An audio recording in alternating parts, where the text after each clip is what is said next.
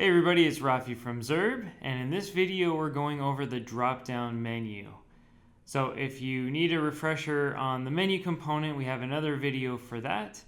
The drop-down menu builds off of the menu component to create drop-downs. So you can see in the docs, there's some code here that shows you how to set this up. We're going to go ahead and jump into a live example and just create one from scratch. So we have our menu component. It has 3 list items in it. And now we're going to make this a drop-down menu. So first thing we need to add is the data attribute that activates the JavaScript on this component. So that's data-drop-down menu. Now this data attribute is different than the standard foundation drop-down.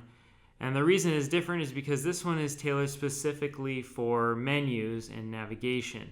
And it's to be used with the responsive navigation patterns that we have in Foundation.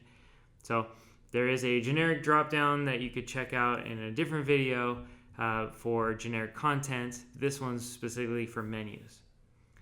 So now that we have our data attribute for the dropdown menu, we're going to add the dropdown class. So we'll just chain that right into the menu component, so menu and the dropdown class. And now we can actually create a dropdown. You see that none of the styles have changed yet because we do not have a nested menu yet or a dropdown created.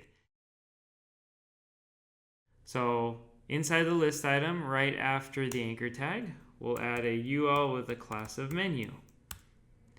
Now we get to reuse components here, which is going to make it easy to remember the classes and then also reduce the amount of CSS you need.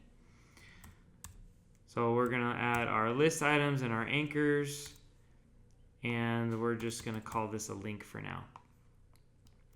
And we'll go ahead and duplicate those a few times so you can see. So now you see that an arrow appeared over item number, or next to item number 3. When we hover over it, it'll open, and now we have our dropdown.